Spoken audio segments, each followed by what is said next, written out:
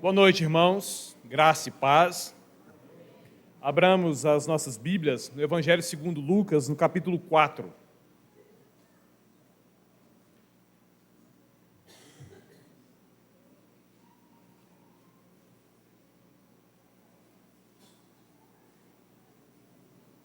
Evangelho segundo Lucas, no capítulo 4.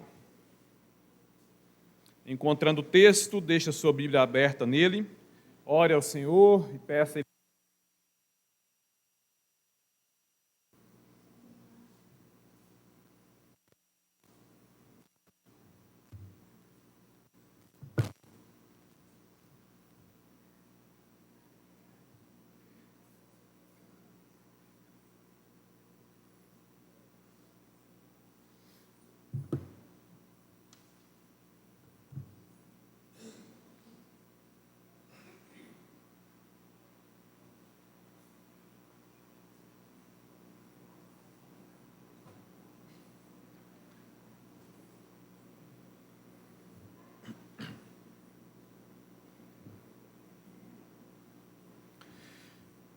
Deus bendito, amoroso, gracioso, glorioso, te damos graças porque estamos aqui mais uma vez, tendo o privilégio de cultuar o Senhor, Santo Deus, e depois de termos cantado para o Senhor, louvando-te, nos alegramos muito porque chegou o momento de nós ouvirmos o Senhor falando conosco.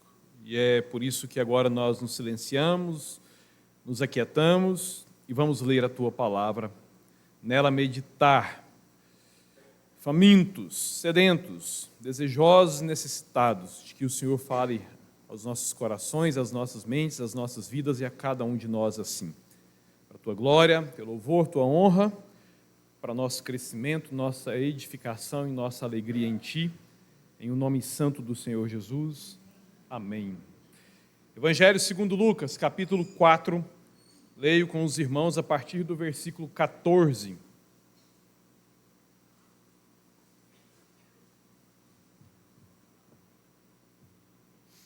texto anterior, Jesus tinha sido levado lá para o deserto para jejuar, onde ele foi tentado e triunfou usando a palavra de Deus.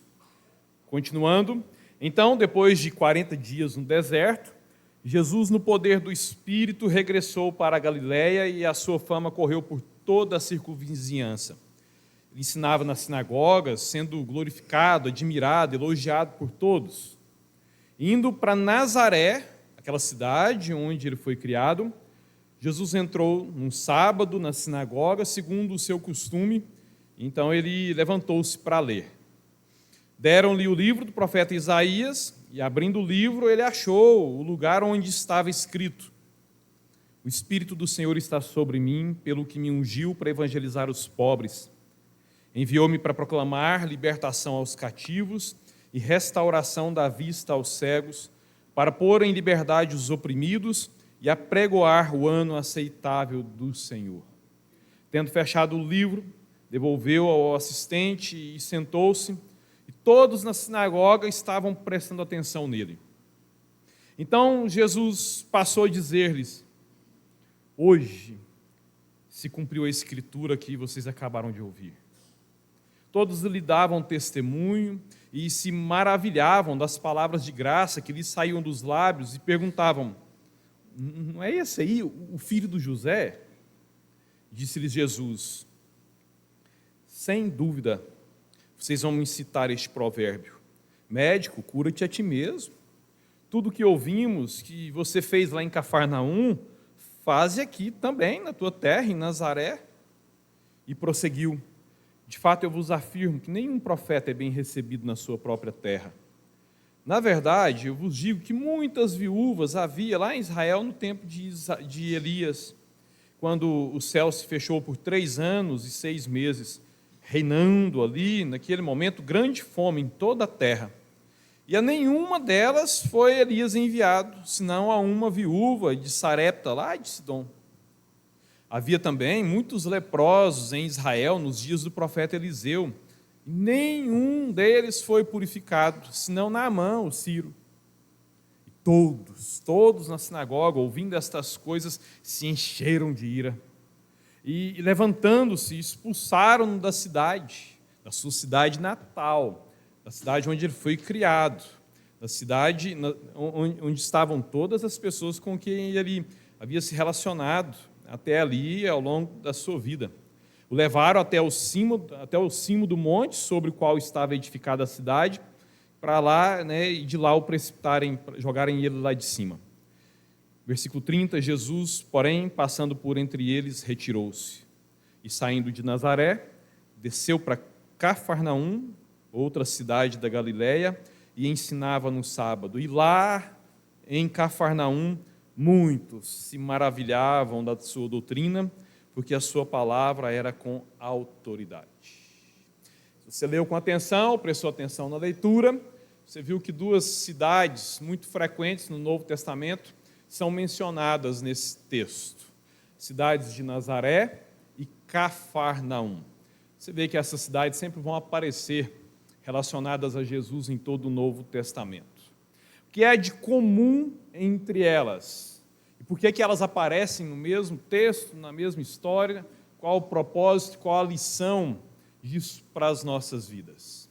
Ouça essa mensagem se lembrando de que a nossa vida é a habitação do Senhor. Portanto, nós podemos nos relacionar com essas cidades, pensando que nas nossas vidas o Espírito Santo de Deus habita. Então, refletindo sobre a sua vida, compare a sua vida com Nazaré ou com Cafarnaum. O que há de comum entre Nazaré e Cafarnaum? O que há de comum entre elas é que as duas desfrutaram da presença intensa da pessoa de Jesus. As duas receberam, conviveram, se relacionaram com a presença física, com a presença pessoal do Senhor Jesus. Por exemplo, você sabe que foi lá em Nazaré que Jesus passou a maioria dos anos da sua vida. Os seus pais moravam lá em Nazaré. Eles então precisaram descer lá para Belém, lá no estado da Judéia, porque havia um alistamento. E quando eles chegaram lá em Belém, Maria, que estava grávida, deu à luz ali em Belém. Eles ficaram sabendo que o rei Herodes queria matar Jesus, porque chegaram uns sábios vindos lá do Oriente, e chegaram ali em Jerusalém, na capital, procurando pelo menino que era o rei dos judeus. O rei Herodes ouve essa conversa. Como é que é esse negócio? Vieram umas pessoas importantes, uns sábios do Oriente, falando que nasceu o rei dos judeus. Mas eu, Herodes, eu é que sou o rei dos judeus? E aí todo rei sabe que quando surge um novo rei, o rei que está vivo tem que morrer, para que aquele novo rei suba ao trono. Então Herodes vê nesse anúncio, nasceu o rei dos judeus, uma ameaça. E Herodes então se põe a querer matar Jesus, e por isso ele mata todos os meninos homens, de até 2 anos naquele momento.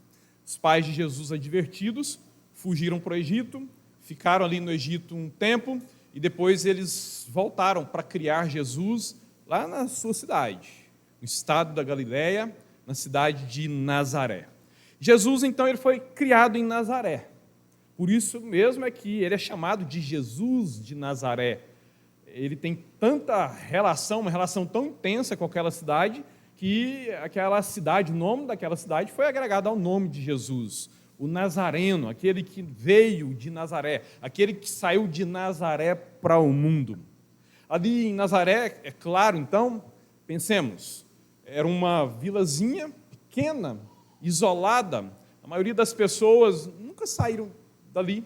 A maioria das pessoas teve toda a vida deles acontecendo ali naquele lugar, portanto, todo mundo se conhecia. Ali estavam os familiares de Jesus, ali estavam os amigos de Jesus, com quem ele cresceu, aqueles meninos, as meninas, que brincavam, as brincadeiras das crianças naqueles dias, os que brincaram com Jesus, aqueles com quem Jesus brincou na infância, estavam ali em Nazaré da Galileia. Ali estavam os anciãos que participaram da educação de Jesus, os que ensinaram Jesus, que alfabetizaram Jesus lá na sinagoga. Ali estavam os vizinhos, os amigos dos seus pais. Em Nazaré estavam os clientes do seu pai José, que depois se tornaram os clientes do próprio Senhor Jesus, quando ele tocava a carpintaria que herdou do seu pai. Estavam ali as pessoas que conviveram por mais de 20 anos da vida de Jesus com o Mestre. Gente que conhecia muito bem ele e pessoas a quem ele conhecia muito. Viram Jesus crescendo, viram Jesus sendo educado, participaram da educação de Jesus, cresceram com Jesus. Uma relação assim, visceral mesmo, umbilical. Essa era a relação intensa, física, pessoal, presencial, íntima de Jesus com a cidade de Nazaré da Galileia. Por isso, Jesus, o Nazareno, Jesus de Nazaré. Mas aí aparece uma outra cidade chamada Cafarnaum, e que também foi agraciada com a presença intensa da pessoa de Jesus, da presença física, real, pessoal do Senhor Jesus. Porque agora Jesus passa grande parte do seu ministério em Cafarnaum. Mateus 4:13 diz que Jesus praticamente se mudou lá de Nazaré da Galileia para Cafarnaum. Passou a morar, quando ele começa o seu ministério, ele passou a morar lá em Cafarnaum. E ele transformou Cafarnaum em seu quartel-general. É ali que ele trabalhava, é dali que ele saía para pregar, para curar pessoas nas outras cidades, e quando ele terminava as suas missões, era lá para Cafarnaum que ele retornava. Dali ele saía e para Cafarnaum ele sempre voltava. O que há de comum entre Nazaré e Cafarnaum? A presença física intensa do Senhor Jesus. Mas com relação à pessoa de Jesus, há também uma diferença entre essas duas cidades. Se de um lado o que há de comum é a presença real, a presença intensa de Jesus, agora o que há de diferente entre essas duas cidades é a atuação de Jesus, o trabalho de Jesus, o ministério de Jesus. Tristemente, lamentavelmente, aquela cidade que tinha uma relação visceral com Jesus, Nazaré, essa cidade quase não viu Jesus realizando milagres. Mateus 13, 54, Marcos capítulo 6 vão dizer isso. Jesus fez pouquíssimas coisas. A cidade de Nazaré, onde estavam as pessoas mais importantes da vida de Jesus até ali, quase não viram Jesus agindo como Filho de Deus. Viram poucos milagres, ouviram poucos dos seus ensinamentos. Mas já Cafarnaum, ali foi diferente. Lá em Cafarnaum, Jesus realizou muitos, mas muitos milagres mesmo. Ensinou muito, pregou muitas vezes. Lembremos, por exemplo, alguns exemplos do que Jesus fez em Cafarnaum. Foi lá em Cafarnaum que ele curou a sogra de Pedro. Foi lá em Cafarnaum que ele curou o servo do centurião. Foi lá em Cafarnaum que ele curou a mulher com fluxo de sangue, um leproso, um paralítico e pelo menos 2 cegos. Foi lá em Cafarnaum que ele ressuscitou a filha de Jairo. Foi lá nas margens de Cafarnaum que Jesus andou sobre as águas. Foi lá em Cafarnaum que Jesus multiplicou pães. Foi de Cafarnaum que Jesus chamou alguns dos seus discípulos, pelo menos Pedro, André, Tiago, João e Mateus. E foi de Cafarnaum que Jesus enviou os seus discípulos para as suas missões. O que há de comum? A presença intensa de Jesus, tanto em Nazaré quanto em Cafarnaum. O que há de diferente entre as duas? Embora recebendo a presença intensa de Jesus, Nazaré quase não viu Jesus agindo como Deus, mas Cafarnaum presenciou muito da glória e da graça do Senhor Jesus. As duas tendo a mesma pessoa nas suas ruas, as duas tendo Jesus reclinando a sua cabeça, as duas tendo Jesus se relacionando com os homens nas ruas, mas uma pouco vendo Jesus sendo quem ele era de fato e de verdade, outra vendo quem ele era e para que foi que ele veio aqui nesse mundo. E porque sendo tão presente, Jesus agiu de forma tão diferente nessas duas cidades? Por que ele agiu assim, né? Sendo tão presente em Nazaré e passou a maior parte da sua vida ali em Nazaré, ele pouco agiu como Deus, mas lá em Cafarnaum ainda que ele tenha passado ali uns 2 anos e meio, ele agiu tão intensamente como sendo filho de Deus, que de fato ele é? Resposta? Por causa do tratamento que essas 2 cidades deram para Jesus. Então parece que, de acordo com o nosso tratamento dispensado a ele vai agir mais ou menos. Parece que é isso que esse texto está nos ensinando, ao deixar bem claro a atuação de Jesus nessas 2 cidades que receberam tão intensamente a presença dele. Lá em Nazaré, Jesus ministerialmente foi maltratado pelo menos 2 vezes. As suas ações lá em Nazaré, ao invés de cridas, elas eram desprezadas. Numa ocasião, inclusive, no texto que nós acabamos de ler, eles queriam matar Jesus. Ora, ali estavam seus amigos de infância. Ora, ali estavam certamente alguns dos seus parentes, alguns dos seus mestres. Mas porque ele vem e se anuncia como sendo quem ele era e usa a palavra de Deus para isso, as pessoas se apegam mais à religião do que à fé e querem matá-lo por blasfêmia, ainda que ele estivesse falando a verdade. Pelo menos por 2 vezes Nazaré o maltratou publicamente, de forma muito agressiva. Eles estavam acostumados com Jesus. Não, mas é legal que ele está ensinando, bom demais, esse menino cresceu, está inteligente, mas é o filho do José. Não é o filho do José, da carpintaria, lá da esquina? É o filho do José, gente, é Jesus. É Jesus. Lá, os seus familiares estão entre nós, a gente conhece a Maria, os irmãos, as irmãs dele. Se acostumaram com a presença de Jesus, se acostumaram com aquele privilégio, e por se acostumarem, deixaram de ver como privilégio ter Jesus na sua cidade. Já lá em Cafarnaum, não. Lá em Cafarnaum, Jesus sempre foi recebido como filho de Deus. Lá em Cafarnaum, as suas ações, elas eram solicitadas e recebidas com alegria. Lembre-se, por exemplo, quando depois de ter ficado uns dias fora de Cafarnaum, e Jesus voltou, naquela ocasião em que ele curaria a mulher com fluxo de sangue, ressuscitaria a filha de Jairo, a cidade estava alvoroçada, cadê ele, cadê ele? Ele chegou, todo mundo ficou doido querendo se encontrar com ele, ansiosos por recebê-lo, receberam ele em festa. Esse era o tratamento de Cafarnaum para Jesus, bem diferente. Se lá em Nazaré queriam matar Jesus, lá em Cafarnaum tinha festa para Jesus. Lá em Nazaré não tinha espaço para Jesus agir como Deus. Lá em Cafarnaum, a sua pessoa e as suas obras, elas eram muito bem-vindas, esperadas, desejadas, e ali ele podia agir como ele era, né, como quem ele era, sendo Deus, né, o Filho de Deus, vindo para curar, vindo para ensinar, vindo para libertar as pessoas. Portanto, o tratamento que aquelas 2 cidades dispensaram a Jesus determinou em muito a forma de Jesus agir. Mesmo estando presente entre as 2, uma recebeu tão pouco de Jesus e uma recebeu tanto de Jesus. Porque se de um lado uma maltratou Jesus, a outra recebeu Jesus como Deus. Jesus está presente na sua vida? Jesus habita na sua vida? Como aquelas 2 cidades lá, a presença de Jesus, ela é real na sua vida? Você já creu no Senhor Jesus? Se arrependeu dos seus pecados?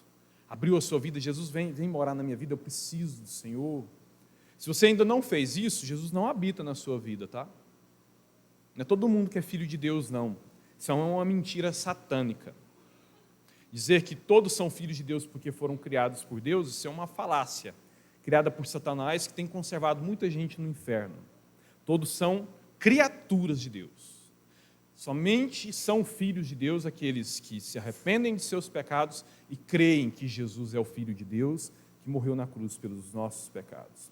Portanto, você precisa crer no Senhor Jesus, arrependido dos seus pecados, e se abrir a sua vida, receber Jesus em sua vida, para Ele vir como Senhor e Salvador.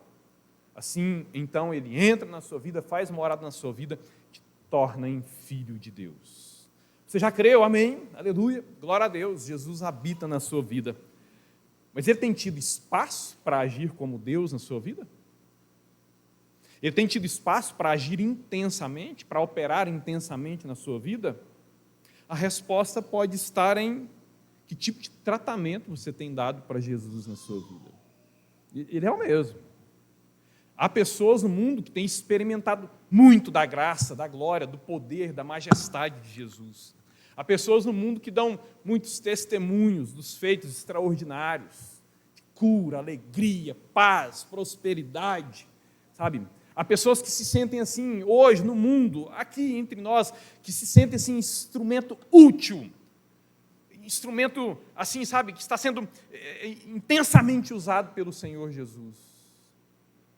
Porque essas pessoas, como Cafarnaum, têm tratado Jesus como sendo Deus, têm honrado Jesus como sendo Deus, e por causa dessa atitude de honra a Jesus, dão espaço para ele agir como Deus. E essas pessoas então testemunham Jesus agindo nas suas vidas e através das suas vidas como Deus Todo-Poderoso. Mas há muitas pessoas que sim, eu sei quem é Jesus, eu creio nele.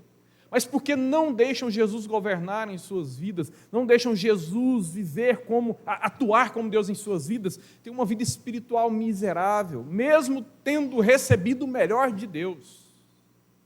O melhor de Deus já veio. E se você já crê que Jesus é o Filho de Deus, o melhor de Deus você já recebeu. Então por que viver uma vida assim espiritual tão miserável? Experimentar tão pouco do doce toque de Jesus, desfrutar de tão poucos socorros de Jesus, ter tão poucos testemunhos da ação de Jesus. Por quê? Porque talvez você esteja maltratando Jesus na sua vida e Jesus tenha encontrado pouco espaço para agir em você e através de você. Existe muita gente como Nazaré. Talvez você seja como Nazaré. Existem muitas famílias como Nazaré, famílias que dão pouco espaço para Jesus agir. Existem muitas igrejas como Nazaré. Acreditam que tem Jesus em suas vidas, mas não dão a Jesus o valor que lhe é devido. Recebem Jesus, mas depois transformam Jesus no ídolo da sua religião. Sabe quando é que a gente transforma Jesus no ídolo da nossa religião? O que é que você faz com ídolos? As religiões idólatras, o que é que elas fazem com seus ídolos? Elas é quem controlam os seus ídolos.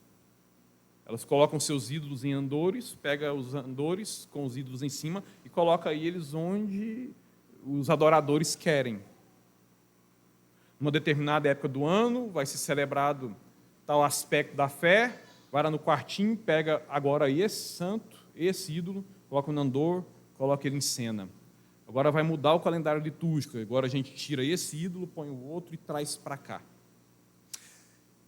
Quando você tenta controlar Jesus, e você faz isso quando você faz o seguinte: Jesus, eu quero o Senhor para a minha salvação, eu quero ir para o céu. Mas Jesus, não mexe no meu casamento, não. Não, Jesus, eu estou precisando demais do Senhor no meu casamento, mas não mexe no meu dinheiro, não. Você transforma ele num ídolo e está enganosamente, e assim você engana a você próprio, colocando ele num andor e você está colocando ele nos cantos nos quais você necessita dele momentaneamente. Jesus vai para lá. Jesus vai para lá. Não, Jesus não atua aqui não. Não, Jesus, eu quero o Senhor atuando nesse canto e nesse canto da minha vida, mas naquele canto não. Lá deixa que eu faça o meu jeito. Se o Senhor for lá, o Senhor vai cortar o barato. O Senhor vai reprimir muitos dos meus prazeres. Ele não entra como Deus. Porque quando Deus entra como rei, Senhor absoluto. Sabe, a gente usa uma expressão, e a gente vai continuar usando por costume.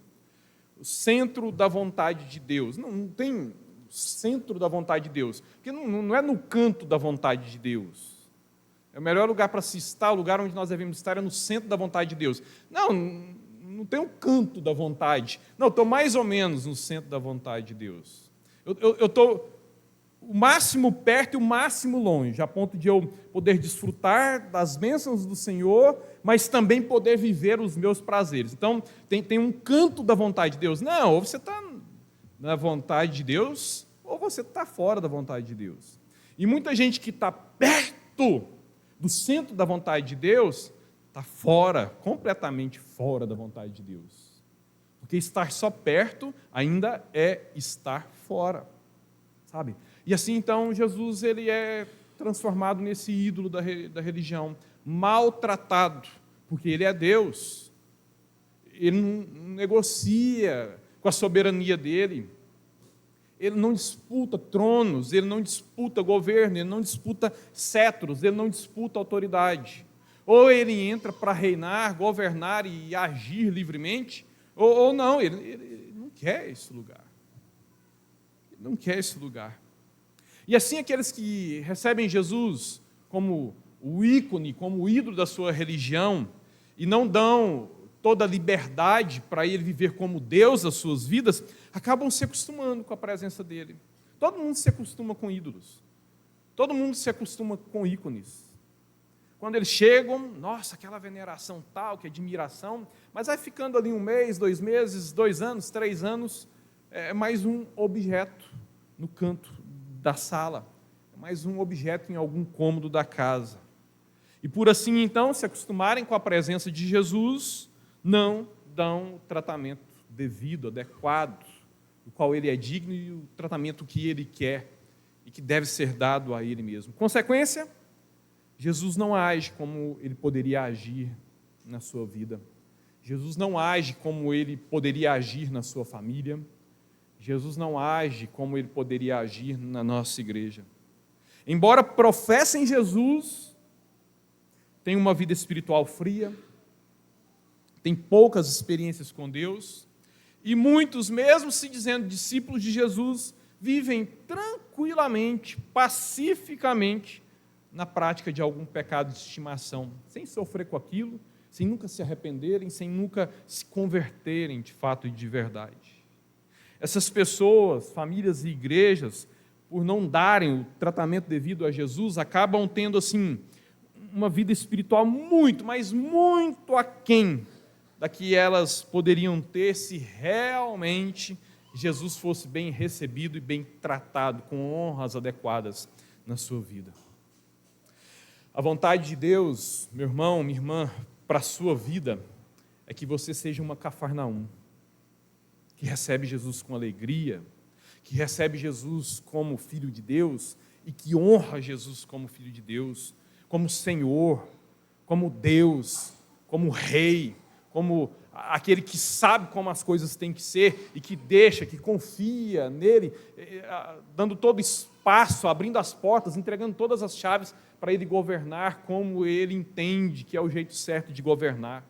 Portanto, o convite do Senhor Jesus para você, através dessa palavra, é: abra as portas da sua cidade, abra as portas da sua vida para Jesus, receba Jesus com festa, receba Jesus com alegria, receba Jesus com respeito, receba Jesus com honra, receba Jesus como sendo Deus, deixa Jesus agir como Deus na sua vida, tenha prazer na pessoa de Jesus, mas também tenha prazer no governo de Jesus, porque não tem como você dicotomizar, partir Jesus em dois. Eu quero o Salvador, entra o Salvador, mas fica de fora o Senhor. Ou você recebe o Senhor e Salvador, ou você não recebe ninguém. Que a sua vida seja como um quartel general de Jesus, como foi Cafarnaum. Que Jesus então haja intensamente na sua vida, mas que ao mesmo tempo também ele haja intensamente a partir da sua vida. Oremos ao Senhor. Talvez você precise se arrepender. Talvez você precise dizer: Jesus, eu estou mais para Nazaré do que para Cafarnaum. Eu ouço a respeito do Senhor todos os dias, leio a tua palavra, eu venho na igreja, acredito no Senhor, mas quando é para o Senhor governar, quando é para o Senhor mandar, quando é para o Senhor ditar as ordens, aí eu entro em disputa com o Senhor. Porque nem sempre eu tenho disposição para te obedecer, nem sempre eu tenho disposição para fazer tudo segundo me ensina a tua palavra. Então, sim, Senhor, eu estou sendo, em muitos momentos da minha vida, uma Nazaré, que desfruta do conhecimento, do saber do Senhor, mas que não te trata com honra, com alegria e com festa. Se é esse o seu caso, meu irmão, como foi esse o meu caso em muitos momentos da minha vida, confessa isso para o Senhor, peça perdão por isso. Mas essa não precisa ser, essa oração não precisa preencher toda essa sua oração.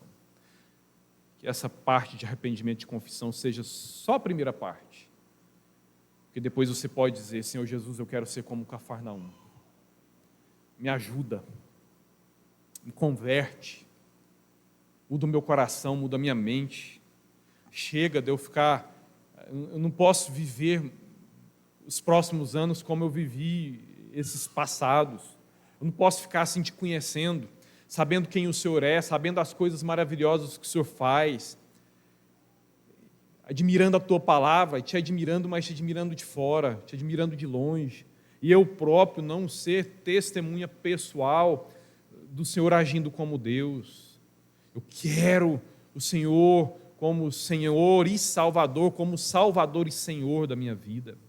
Eu quero ver o Senhor agindo intensamente na minha vida, e eu quero experimentar a alegria do Senhor agir intensamente a partir da minha vida. Eu quero ser um instrumento útil nas tuas mãos, depois, ao mesmo tempo, de eu próprio experimentar a ação do Senhor em mim.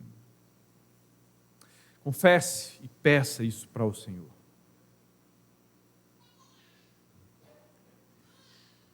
Senhor nosso Deus e Pai, obrigado porque o Senhor nos trouxe aqui nessa noite para ouvir essa palavra. O Senhor está ouvindo as orações que estão sendo feitas, para aqueles que se veem nesses dias como Nazaré, confessamos esses nossos pecados ao Senhor, que o Senhor nos perdoe, mas nós pedimos ao Senhor para que o Senhor nos transforme em Cafarnaum, que o Senhor nos leve a te receber com festa, com alegria nas nossas vidas, e também com honra, com as glórias devidas, que o Senhor nos leve a uma vida espiritual, uma vida cristã, em que o Senhor agirá intensamente em nós e a partir das nossas vidas, para a glória do Senhor, para a nossa alegria em Ti, em o nome santo do Senhor Jesus. Amém.